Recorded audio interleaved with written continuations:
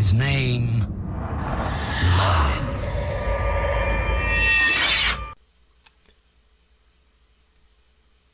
What's going on, knights, lords, ladies, sorcerers, enchantresses, and all manner of man, woman, and enchanted mystical beings around the entire land of Ambion, and welcome back to Merlin Weekly, as we're going over the final steps towards the end of the television run of Merlin, with episode 4 of season 5, Another Sorrow.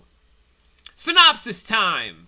Nimith returns, with, of course, Jane Montgomery returning as Mythian, and, of course, her father, Rodor, are coming back because Odin and Morgana have taken Nimith hostage and trying to lure Arthur and his Knights of the Round Table into a trap.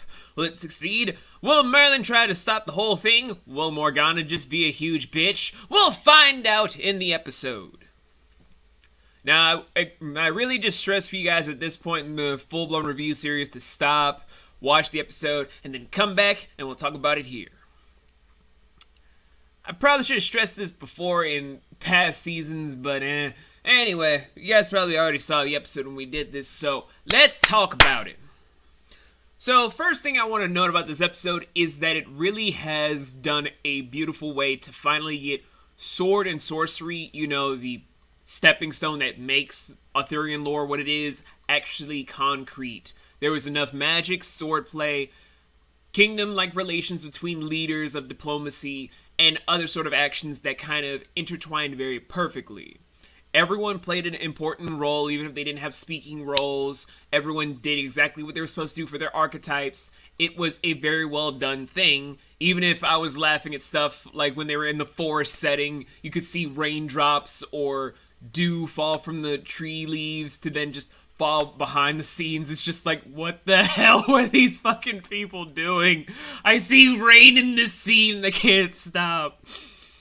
But then we also got to give a big applause to Jane Montgomery for being an incredible guest star for this show.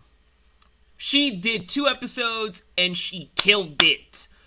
And it makes me really feel like this is a sign for me to do Salem Weekly next. But everyone's just saying I should do Legends of the Seekers. Can someone please, in my comment section, correct me if I said the name wrong? I've also heard people say, do Buffy the Vampire Slayer.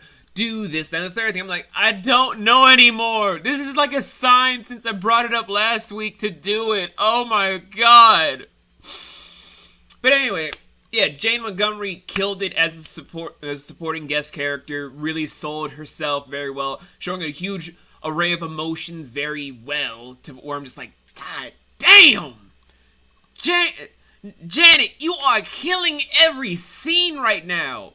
Scared, courageous, very much in agony and pain, woeful sorrow. You are killing this! Not to mention also that the rest of the cast itself really did their jobs well. It's just that this is where my memory starts to wane in regards to Season 5 as a whole.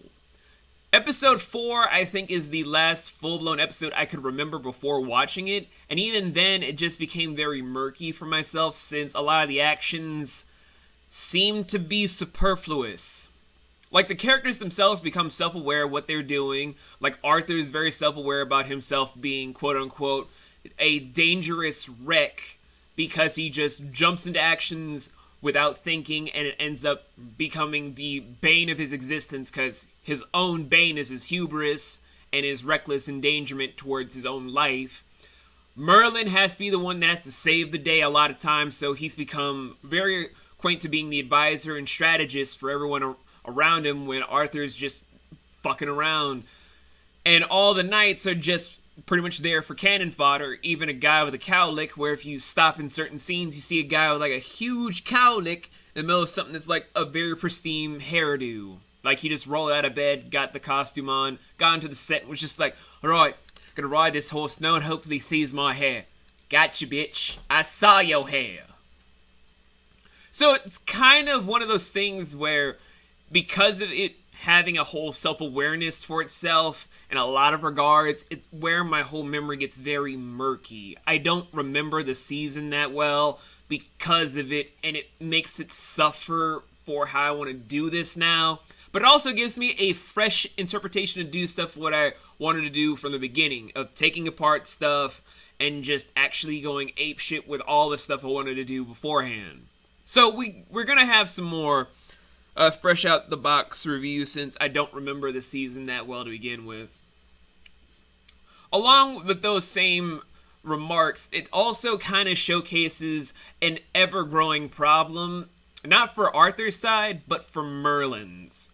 Because this is kind of showcasing that Merlin has made a lot of the problems worse for the series, and I blame the plot the most. And this is kind of why. If you guys know Arthurian lore, Morgana is by far one of the biggest bads in Arthurian lore until Mordred is revealed to be the ultimate bad guy that leads to Arthur's death. That is something that isn't very prevalent in this series as far as I can remember, but again, don't correct me because again, my memory is very murky and I want to watch this as if I have fresh eyes.